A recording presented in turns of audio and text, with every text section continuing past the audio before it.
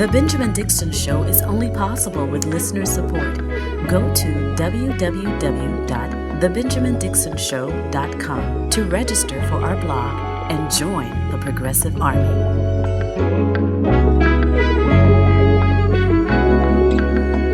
Today is Thursday. It is September 17th, 2020. Thanks so much for joining me. I want to begin with who I believe is the most significant and the greatest threat to American democracy. It is not Donald Trump. I believe Donald Trump is the second greatest threat to American democracy. But Attorney General William Barr, he is by far the single greatest threat to American democracy. I have several clips from CBS who did a recap of his speech last night. And in that speech, he did a range of things. He went from comparing the mask, people wearing masks during the pandemic and people being asked to lock down during the pandemic. He compared that to slavery. And that in and of itself may not make sense to you why I think that's so dangerous, but I will elaborate a little bit more. But he goes so much further in these clips. He goes all the way as far as saying that he believes that this Department of Justice is his, and that these agents are his. And that is a complete contrast to what every other administration attempts to do. Whether they actually do it, they at least attempt to make sure that the Department of Justice is there to carry out justice on behalf of the United States and not on behalf of any particular administration. So let's begin with the clip where he compares being locked down from the coronavirus to slavery. Listen in. Putting a national lockdown, stay-at-home orders is like house. Putting a national lockdown, stay-at-home orders is like house arrest. At a conservative Constitution Day event in Virginia last night, Attorney General Bill Barr said this of quarantining nationwide. It's, other than slavery, which was a different kind of restraint, this is the greatest intrusion on civil liberties in American history. Barr suggested that politicians, not medical professionals, should guide the public during the pandemic. The person in the white coat is not the grand seer who can come up with the right decision for society. A free people makes its decision through its elected representative. Okay, so that's just the first part. I'm going to build the entire case, but here's why this is so important. By him drawing an analog between wearing a mask, being locked down, and slavery, he is directly contributing to this movement across the country that seeks to equate the fight against coronavirus with our fight against police brutality. Now, that in and of itself isn't what makes him the most significant threat to democracy, but it does show you that Attorney General William Barr is willing to coddle the QAnon crowd, the anti-mask crowd. He's willing to play into their political derangement and their conspiracy theories. And so he's also willing to play with the lives of millions of Americans, because if we had successfully locked down for 2 weeks to a month and everybody wore a mask, we would be out of this by now. We are 7 months in. And so if we had successfully locked down and done what was necessary, then we could have saved so many lives. So, yes, he is a threat to democracy. But in that first statement, he is a threat to human life. And he's playing with fire because he's feeding into this political derangement that we are seeing from the QAnon and the anti-maskers. But he goes even further. Now he's getting ready to dismiss the entirety of Black Lives Matter as if we're simply just, trying to use Black lives as props. Listen in. In the wide-ranging discussion, Barr also criticized the Black Lives Matter movement. Proposition, who can quarrel with the proposition Black Lives Matter, but they're not interested in Black lives. They're interested in props. A small number of blacks who were killed by police during conflict with police, usually less than a dozen a year, who they can use as props to achieve a much broader political agenda. But the data shows that 250 black people were killed by police last year alone. Black people are more than 3 times more likely to be killed during a police encounter than white people. So there he is. He is sitting there as if he's a fair arbiter of justice, as the attorney general, who is making sure that everyone has equal justice before the law. and dismisses the Black Lives Matter protest and movement as people with a political agenda. And then he tries to make an assertion that sounds like fact, that it's only like a dozen people who gets killed by blacks, right?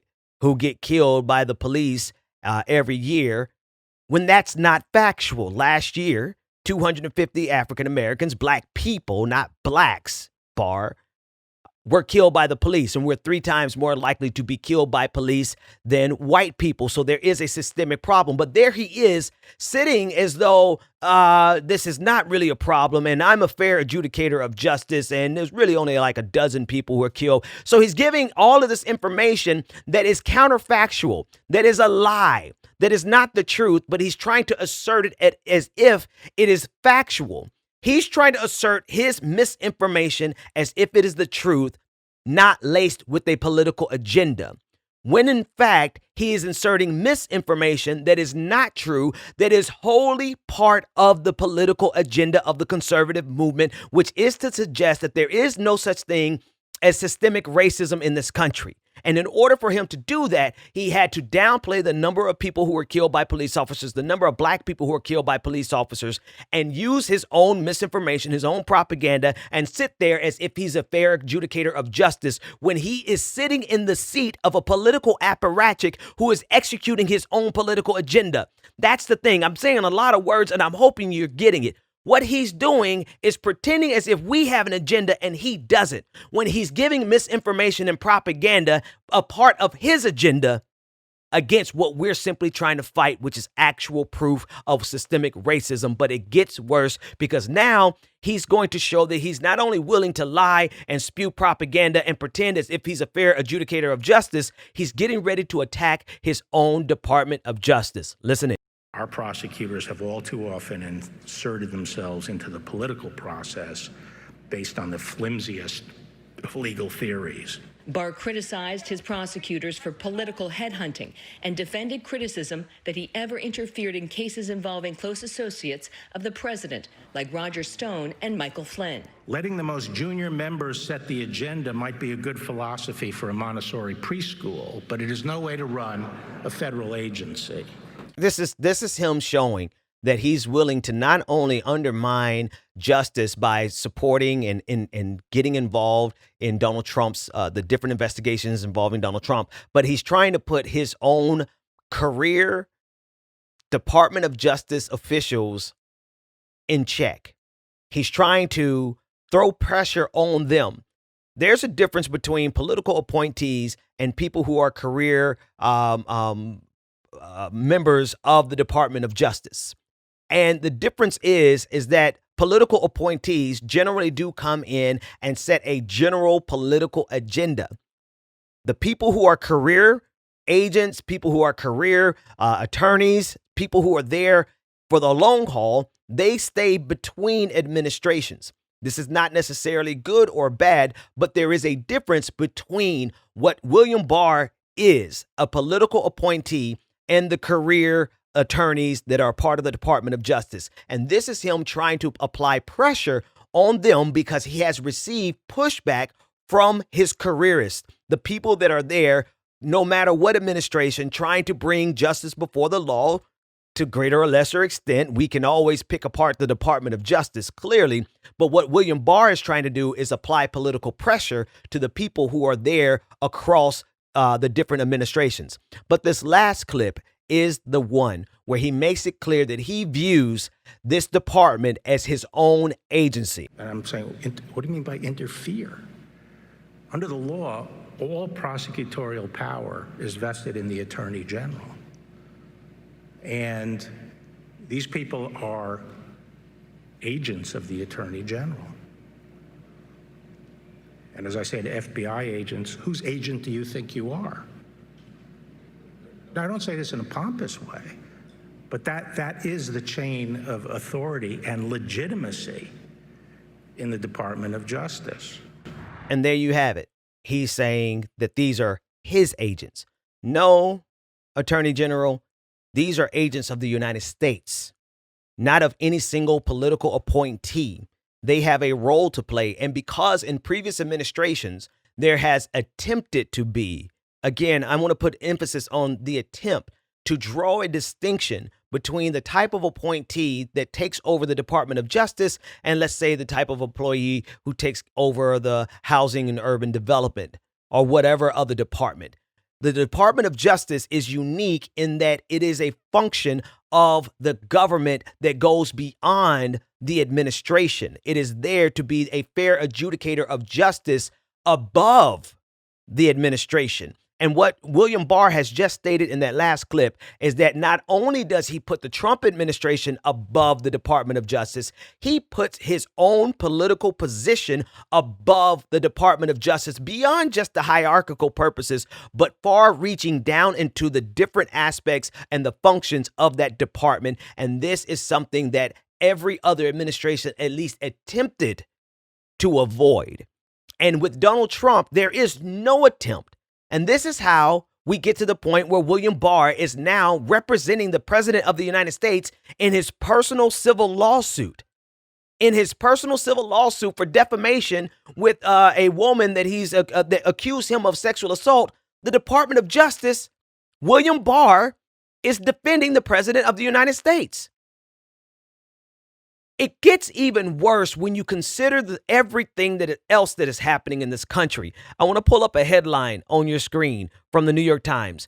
Barr told prosecutors to consider sedition charges for protest violence. Attorney General William P. Barr was also said to have asked prosecutors to explore whether to bring charges against the mayor of Seattle for allowing a police-free protest zone.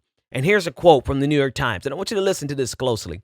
Attorney General William P. Barr told federal prosecutors in a call last week that they should be considering charging rioters and others who had committed violent crimes. And this sentence, I want to pause there. That sentence is tricky. Charging rioters and others who committed violent crimes. Rioters is something that they have been generally able to label everybody that is out there with. And then they put the addendum, who committed violent crimes and others who committed violent crimes. So this is a catch-all phrase that's going to go after every protester, not just people who actually committed violent crimes. But let me continue. Charging rioters and others who committed violent crimes at protests in recent months with sedition, according to two people familiar with the call. The highly unusual suggestion to charge people with insurrection against lawful authority alarmed some on the call, which included U.S. attorneys around the country, said the people who described Mr. Barr's comments on the condition of anonymity for fear of retribution. So people a part of his department are afraid of this man. They fear that he's going to get some type of retribution against them for speaking out about justice in this critical moment where he is attempting to use the Department of Justice to not maintain law and order, but to punish people with whom he politically disagrees, to punish protests, to punish dissent. And it is a particular dissent that he's trying to punish. He's not gonna punish the white militias that are running around this country killing people. He's not going to punish them. He's not going to charge them with sedition. He's going to charge Black Lives Matter protesters with sedition, insurrection, because in his mind, the very fact that we are out there protesting against this police state is insurrection, and that we should be charged not with destroying property, which we could argue about all day long. It's not about being charged with breaking windows or burning down a car or burning down a building. It's with insurrection. It's to say that we are treasonous, that those of us who oppose the police brutality in this country, we are treasonous and we're committing acts of sedition. There's so much more in this, but I want to play one last clip because it really kind of shows you, it puts a fine point on all of this, or actually two more clips. I want to play this clip from President Trump as he responds to the idea of sedition being charged against protesters. And then I want to play a clip of Donald Trump's chief of staff who comes to defend William Barr. Bill Barr told prosecutors that he wants to charge violent demonstrators with sedition. And you told Judge Janine that if there's violent demonstrations on election night, we'll put them down very quickly if they do that. Look, it's called an insurrection. So I'm wondering why you want to use that kind of rhetoric when there's such a Well, the question was asked to me about if you have violent demonstrations. Yes, we will put it down very, very quickly if there is. Absolutely. Are you making And I think the American public wants to see that. Yeah, OAN, please. OAN, yeah, please. Thank you, Mr. President. With No, regards just to finish, look, if there's any kind of demonstration or violence, there will be nothing that interferes with this product, this vote. There's going to be nothing. And so now this ties into the election, right? It goes far beyond just Black Lives Matter, but it's the fact that Donald Trump and William Barr, they see both Black Lives Matter protesters as the same as people who would come out and vote on election day. There's a deeply rooted political agenda here, and William Barr is giving Donald Trump the cover that he needs because William Barr is protecting the president from any type of meaningful prosecution from the Department of Justice. He interfered with the Mueller investigation. He interfered with Roger Stone. He interfered with Michael Flynn. And it is so bad that Attorney General William Barr is so egregious in this, in that he actually makes Jeff Sessions, who was Donald Trump's first attorney general, makes him actually look noble because Jeff Sessions actually recused himself. And you can remember that's why Donald Trump got rid of Jeff Sessions, because Jeff Sessions recused himself from that special investigation into the Mueller investigation. And so Donald Trump got rid of him, brought in William Barr, who's not only willing to get involved with the Mueller investigation, but was willing to get involved with the Michael Flynn investigation, willing to get involved with the Roger Stone investigation, and also is willing to go as far as Donald Trump wants him to go to secure power for another term. This man is the most dangerous man in America. Mark Meadows, the chief of staff, he was on Fox and Friends this morning. Listen to what he said. Well, when we talk about setting priorities, Bill Barr is exactly right. We need to make sure that everyone is treated equally under the law. But unfortunately, some would say it's the deep state. I would just say that it's actually the swamp that continues to try to make sure a political agenda is driven instead of law and order and justice for all. But I can also say we don't have to look any further than the Mueller investigation, where we spent tens of millions of dollars and wasted unbelievable time to come out with a report to conclude what we already knew, that there was no collusion. So it's time that we get back. We restore the integrity to the Department of Justice and the FBI. I think we're well on our way because we've got leaders who are willing to hold people accountable. But it's what we all hate about our federal government is when they play politics. Look at what they're playing with here. Mark Meadows. They're playing with the idea of the deep state, which plays right into the very first thing that William Barr was talking about, which was this lockdown being more egregious than slavery or being second to slavery. And the idea of the deep state tying into all of the political derangement of QAnon. He just throws that out there. They are coddling that Nazi movement, as well as undermining the legitimacy of the upcoming election, as well as undermining our democracy by giving Donald Trump cover at every single turn.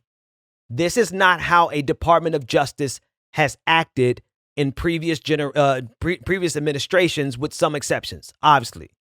But we have gone so far past the Rubicon where now it is not unreasonable to think that William Barr will actively play a role in securing a second term for Donald Trump above and beyond the will of the people on November 3rd, and above and beyond any crimes that Donald Trump commits.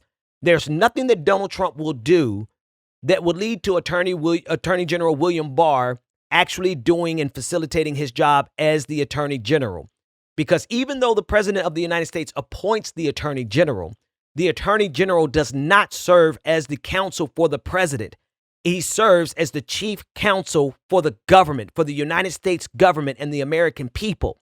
And this is so twisted and turned around where now We literally have William Barr serving as the private attorney for Donald Trump against the will of the people. And this is why he is the most dangerous to American democracy.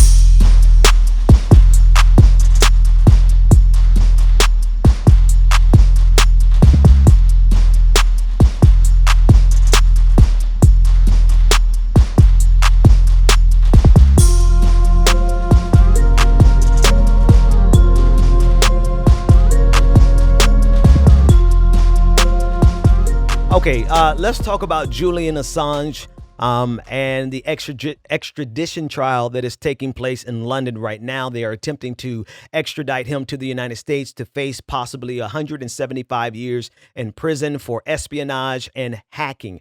Now, the hacking portion of the charges are new. It's a part of the last 18 charges that have been brought before Julian Assange. Now, for those of you who may not be familiar with Julian Assange, he is the founder of Wikileaks. Wikileaks is the organization that received the leaked information from Chelsea Manning that exposed the United States' egregious war crimes in Iraq and Afghanistan.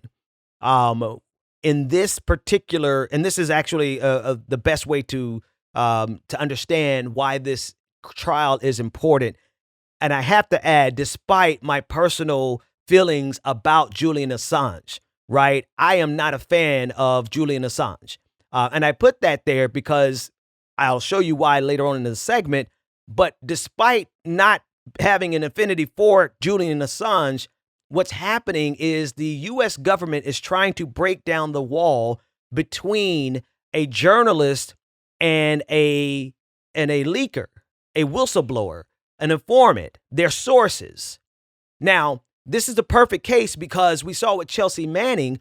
Chelsea Manning leaked the information to Wikileaks, and she ultimately went to prison for that and served a very difficult time in prison. And it wasn't until President Obama, at the very last year of his presidency, did he commute the remainder of Chelsea's sentence, setting her free. But then when Chelsea did not want to testify against WikiLeaks, the Trump administration put Chelsea back in prison for another year. She was subsequently released because of the trauma that she was going through, and she attempted suicide.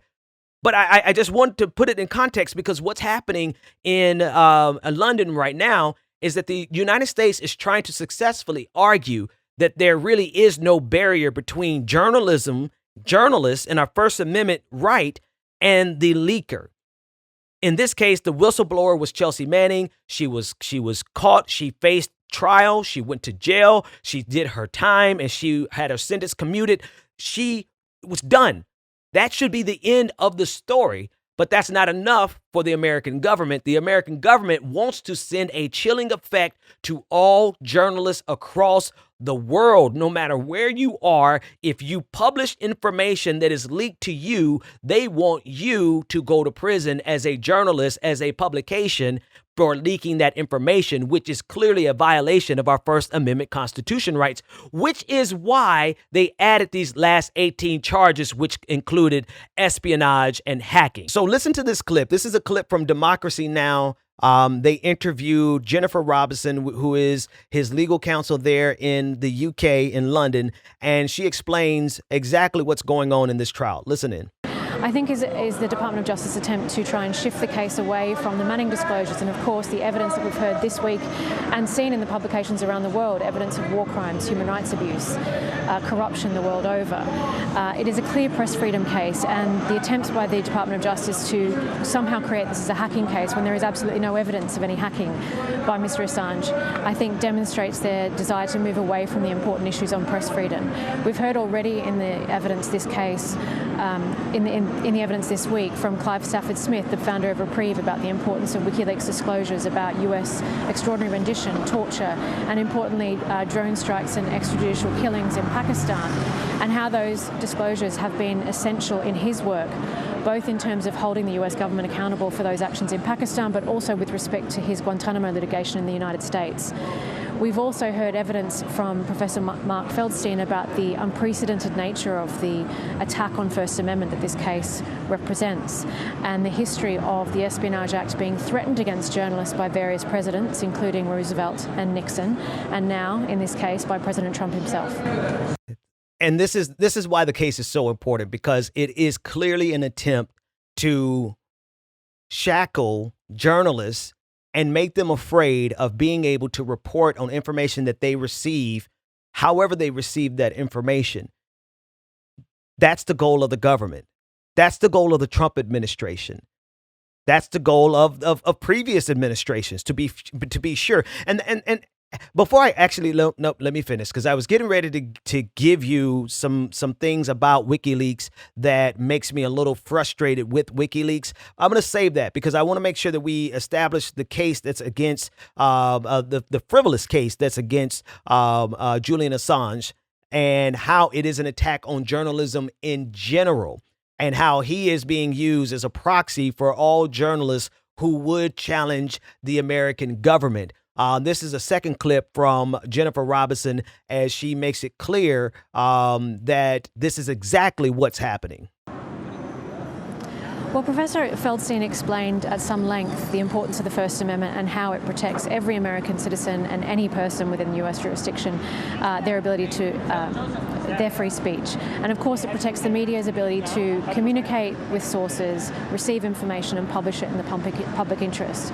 What he pointed out about the danger of this particular case is the breakdown of the distinction between sources and journalists. So we've often seen that sources who make unlawful or unauthorized disclosures are prosecuted and can face criminal prosecution as a result of their disclosures.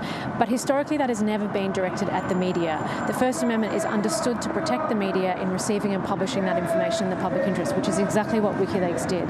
And in this case, what the Trump administration is alleging is that Julian Assange, by virtue of having communications with Chelsea Manning, receiving information from Chelsea Manning and publishing that information, is somehow conspiring and is conspiring in the underlying criminal act. And we've seen this same prosecution strategy now rolled out in Brazil by President Bolsonaro against Glenn Greenwald. That's why this is so dangerous, because this is the kind of activity that journalists engage in all day, every day across the United States and elsewhere around the world, which is why the New York Times and the Washington Post have both, in their editorials, said that this is criminalizing public interest journalism and news gathering practices that have been used for decades. And this is why, regardless of how anyone feels about Julian Assange, right, as an individual, right, we have to forget about whatever we think about his personal politics, whatever we think about what we think about his political agenda. That's besides the point. We have to set that aside. And I'm not going to lie, it's difficult, and I'll show you why afterwards. But this is important. It is extremely important because he is being used as a proxy for all investigative journalists across the entire globe. Right, because his crimes he didn't commit his crimes in the United States. That's why he is going through an extradition trial right now. So it's journalism across the entire globe. As far as the actual crime, in so much as whistleblowing is a crime, Chelsea Manning served her time and her sentence was commuted by Barack Obama. But that wasn't enough. Because they want to make sure, they being the government, wants to make sure that they send a signal to every single investigative journalist publication across the globe that if you publish information that hurts the American government, that exposes its crimes, its war crimes, that they will try you and sentence you to 175 years in prison. This is the clearest assault on free speech that we have seen in a very long time. We're going to take a quick break, and when I come back, this is going to be a long episode, folks. We dug in deep, so we're going to go even longer. It'll probably be a full hour public episode, and we'll just let it be like that. But we'll be back right after this break.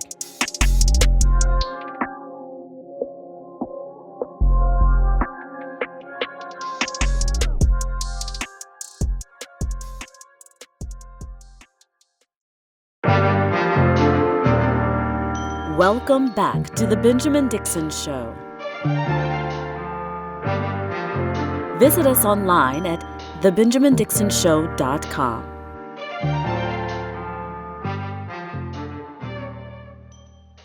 Welcome back, everybody.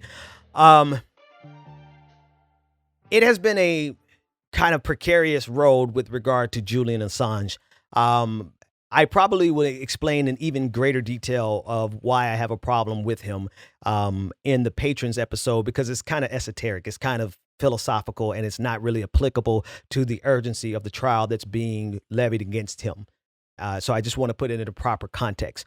What is appropriate for me to share here is what I think is a problem in leftist kind of libertarian sort of quasi, circles that had a belief around 2016 that Donald Trump was going to shake up this system. And people believe that so much so that WikiLeaks and Julian Assange believe that. And when it came out in 2016, I think it was 2016, 2017, that WikiLeaks had been coordinating with Donald Trump through Donald Trump Jr., it really pissed me off, especially because of the nature of the communications, which that showed, and I'm going to show you the communications, right? That showed that WikiLeaks was not a fair arbiter. They were not just doing journalism, which is cool because I don't just do journalism. I do a lot of commentary. I've picked sides, but so did WikiLeaks. The thing is that WikiLeaks tried to present itself as if it was on no one's side, but on the side of the truth. And when that came out, that's when I was like, above and beyond the esoteric kind of philosophical things that are irrelevant to this conversation that I will discuss in the Patrons episode, when it came out that they were actually actively trying to work with the Trump campaign, but give the world the appearance that they were nonpartisan or unbiased, that's when I threw my hands up with Julian Assange and WikiLeaks, and I was like, I don't care, whatever.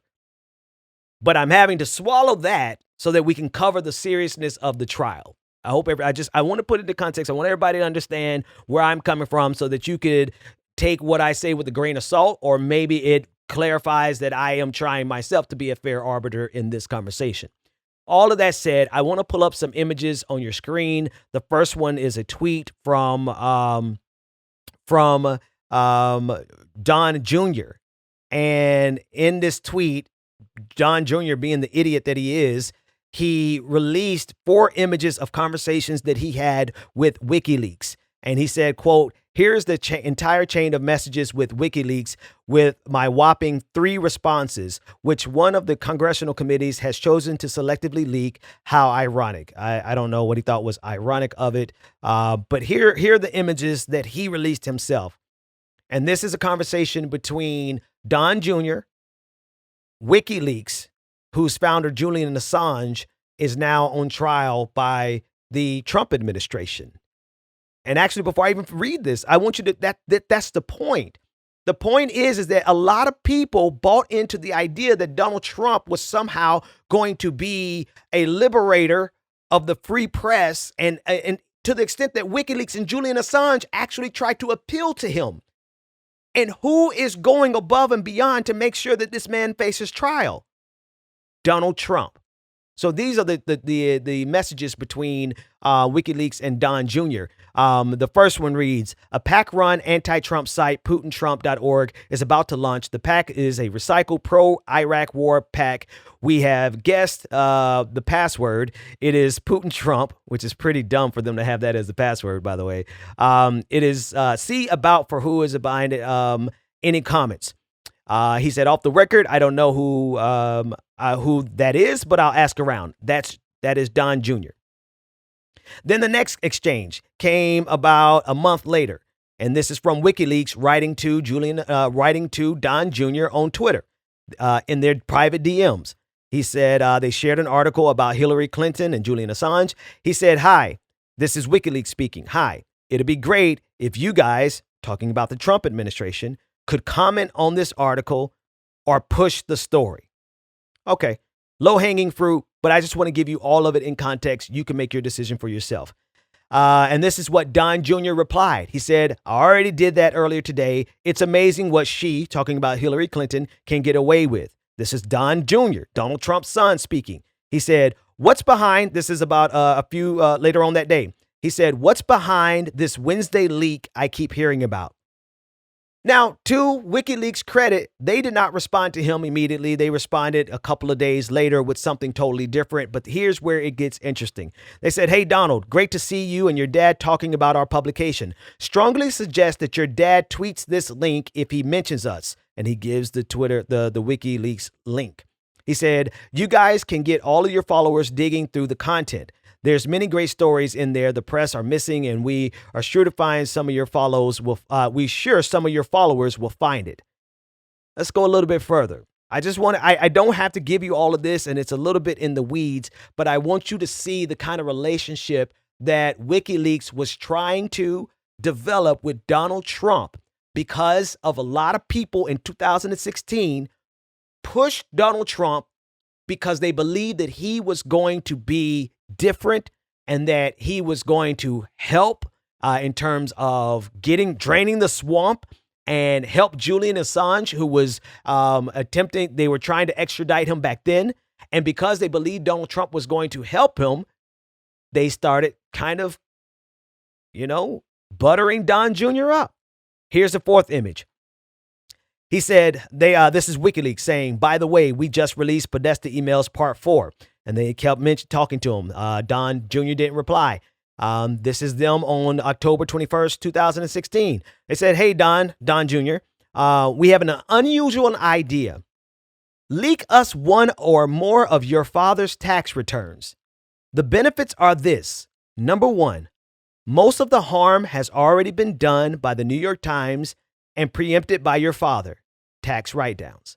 Number 2, it's possible that any moment they could come through the most biased source, New York Times, MSNBC, who will distort them into the worst possible light. Number 3, and this is the kicker, their exact words. If we, WikiLeaks, publish them, it will dramatically improve the perception of our impartiality. This is the real kicker. That means the vast amount of stuff that we are publishing about Clinton will have much higher impact because it won't be perceived as coming from a, quote, pro-Trump, quote, pro-Russian source, which the Clinton campaign is consistently slandering us with. And then they gave their information. That's the entire exchange. That last one, I really could have just started this entire conversation with the last one, because that very last one shows you the disposition that WikiLeaks and their founder, Julian Assange, had towards the Trump administration in actively trying to help him win while telling the world and trying to maintain the perception that they were just some unbiased truth tellers. Now, the trial that's going on is far more important than this. But this is important because if people are still fooled into thinking that Donald Trump is somehow not a part of the deep state that he says that he's trying to fight, this is your evidence. Because Donald Trump is the person, his administration, Attorney General William Barr is the head of the DOJ. Trump's Attorney General could drop these charges right now if he wanted to. Hell, they got Michael Flynn off the hook. They got Roger Stone off the hook. You mean to tell me they can't get Julian Assange off the hook? But they don't want to do it. And the reason they don't want to do it is because they are a part of the same consensus that goes across every administration that puts pressure on journalists as well as whistleblowers. And so the idea that they had in their head that they could get some kind of special help from Donald Trump, it was so erroneous and so sad and so tragic in that it literally undermined their validity in the eyes of so many people far beyond me. Let's do this Patreon party. Go to www.patreon.com/The BPD Show and get twice the content and unfiltered interviews without any of the commercial interruptions. And here we go. At this point in every single episode, I'd like to take a minute to thank the people who make this show possible, our patrons. Very special welcome to Anna Fox. Thank you for becoming a patron. 88J J Brainerd. All right. Thank you for becoming a patron. Brianna Henderson. Thank you for becoming a patron. Kara Houlihan. Thank you for becoming a patron. Wait a minute. Christopher Ware, thank you for becoming a patron. And Veronica Gonzalez, thank you so much for becoming a patron. You too can become a part of this prestigious and prodigious patron family by going to patreon.com/the BPD show, where you get twice the content, uncut, unfiltered, uninterrupted interviews, and you give me the ability to speak truth to power, but more importantly, power into the powerless, whether the powerful like it or not. We'll be right back.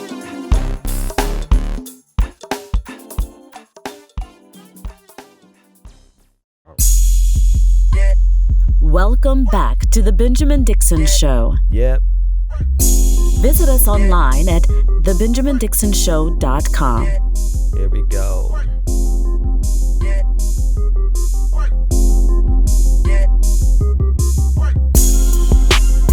All right.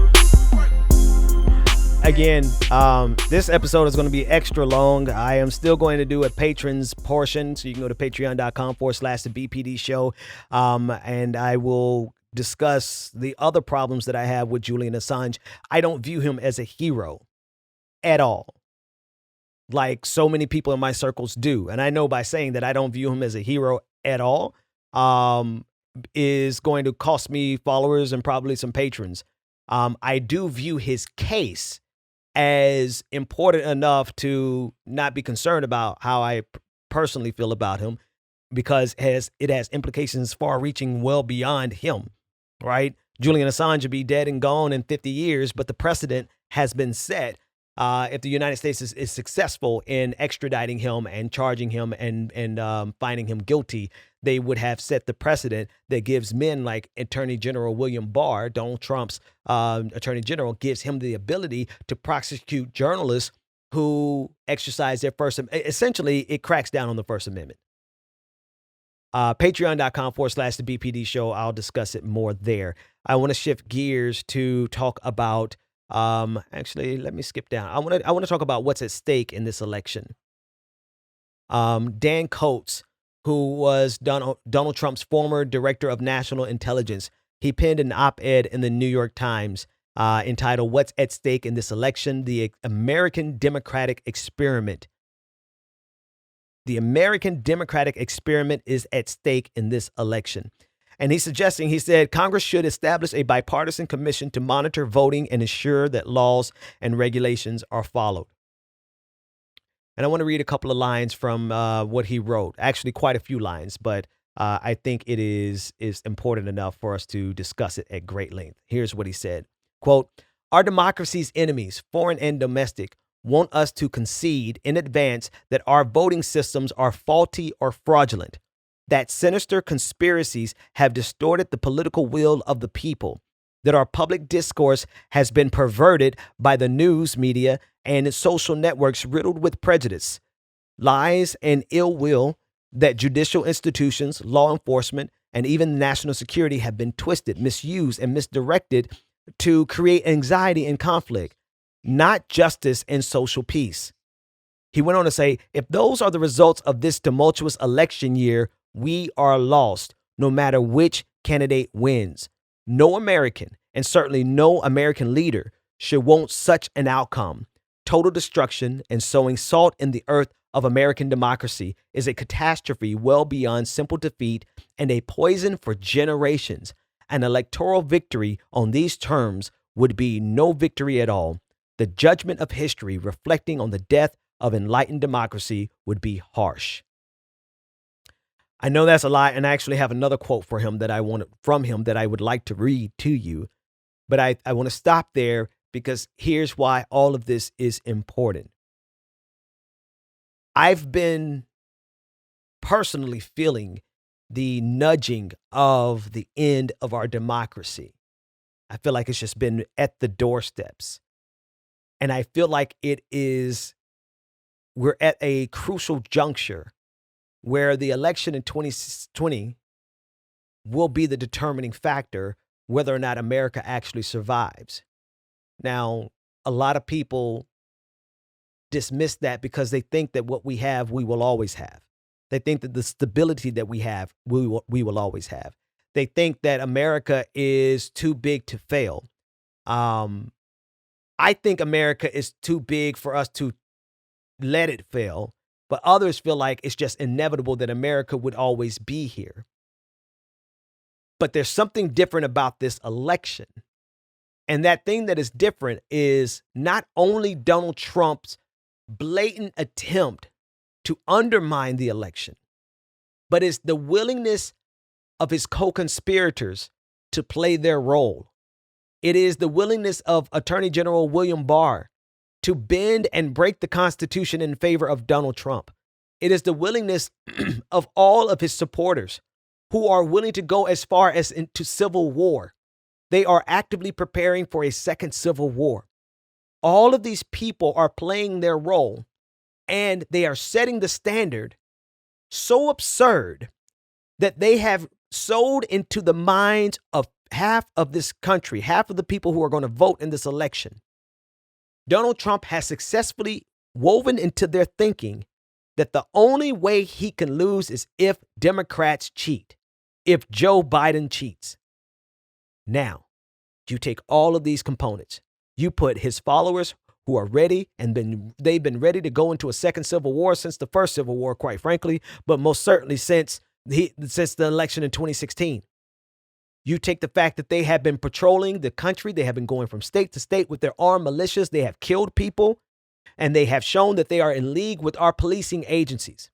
You add that with a political party in the Republican Party that is willing to do whatever Donald Trump says.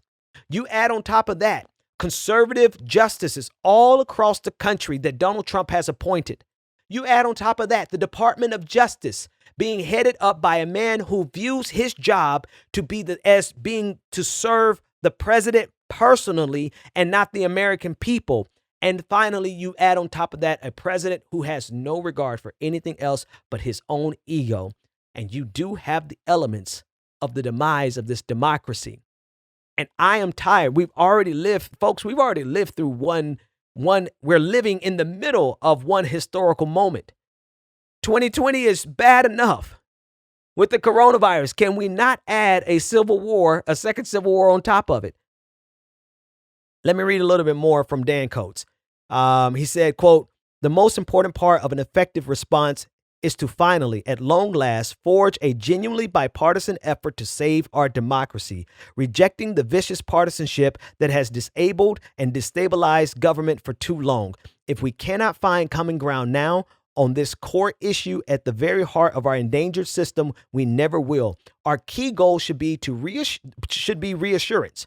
We must firmly, unambiguously reassure all Americans that their vote will be counted, that it will matter, that the people's will expressed through their votes will not be questioned, and it will be respected and accepted.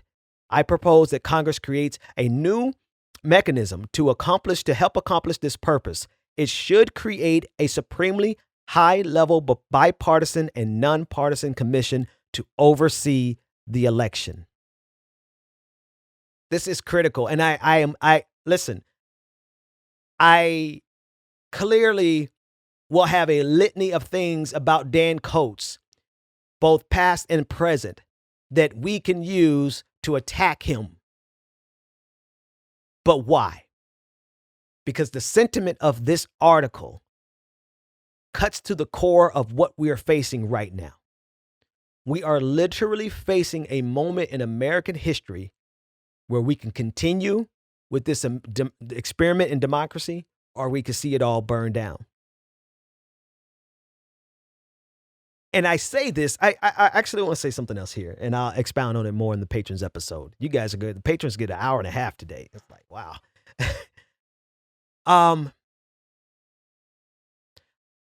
I know a lot of people fancy the idea of America. Not a lot of people. I know some people fancy the idea of America crumbling because of all of its past crimes, because of its war crimes, because of its genocide, because of all the things it has done wrong throughout American history. I don't fancy that notion. I don't look forward to the demise of America because of what it means. Look at Syria. Look at how in Syria you can go from 1 year celebrating a birthday in a normal, stabilized, Like whatever you define normal, whether you define it as a dictatorship or what, but there was stability to the point where now Syrian refugees are dispersed across the globe. So many died trying to leave Syria. So many died in Syria. Their cities have been leveled to the ground. When we talk about undermining American democracy, we're not talking about anything short of that, where we would have to become refugees seeking asylum in other countries, where our cities could be leveled, where a dictatorial regime would enact punitive actions with our military inside of our borders. It's not hyperbole to say that we are on the cusp of going in that direction because of how our politics have been inflamed and because of how Donald Trump in particular. I don't care how many problems we have yet to fix. I don't care how many problems of racism and white supremacy and income inequality and war. I don't care how many things we have yet to fix. Believing that Donald Trump is going to somehow undermine America and from those ashes of the former America, something better can emerge is absolutely effing ridiculous. Because the ashes of America include your ashes, my ashes, the ashes of our family, the ashes of our children, the ashes of all of our dreams. And most importantly, possibly, the ashes of all of our aspirations to make this a better society for marginalized people. It will include the ashes of the marginalized, the people that we purport to fight on behalf of. It would include the ashes of the homeless. It would include the ashes of the LGBTQ community, the trans community. It would include the ashes of every single person, every single family and their dreams. And so for anyone who gets this giddy sensation with the idea of maybe it's best that America is destroyed, you're out of your fucking mind. And we don't have time for that. And so I will not sit back in this election and watch as Donald Trump actively undermines our country to the point where we will have nothing but rubble and ashes. Here's the other thing. I got the sneaky suspicion that people who like to revel in that idea as if it is a good idea that, hey, America's been so bad that let's just burn it down. Y'all will be some of the first motherfuckers to get out of the country and try to go seek asylum. While people like me who are like, hey, let's not go there. Let's try to work through this system. The other side of me is I'll be right here fighting this motherfucker to the end. While all of these people who are like to tweet and joke about, Donald Trump, let them burn it down, let America burn down. You guys will be gone with the first shipment of refugees out of this country. So I don't really have time or stomach for people who don't take the seriousness of this moment. Or they see the seriousness of this moment and they dismiss it because they're like, fuck America. But there's a difference between fuck America and goddamn America. Yes, goddamn America, because there's so many things that are broken and that we have to fix. But we don't fix it by going through obliterating this country, falling into another civil war. And I don't know how people can look at this moment and not see that that's what we're on the edge of.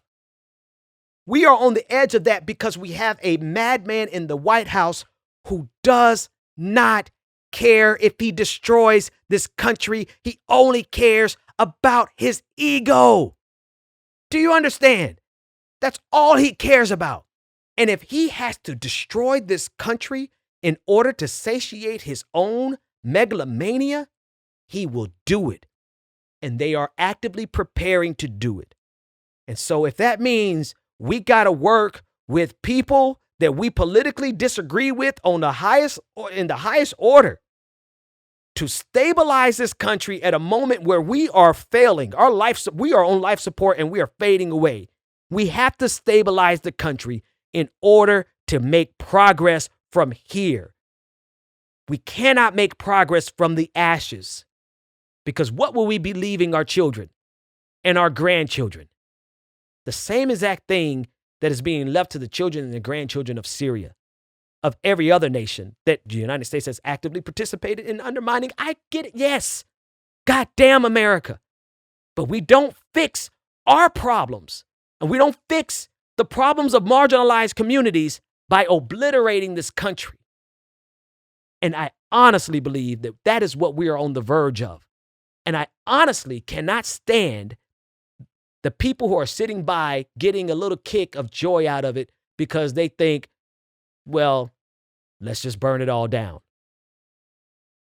Honestly, because I think you guys will be the first ones to leave. And here I'll be fighting.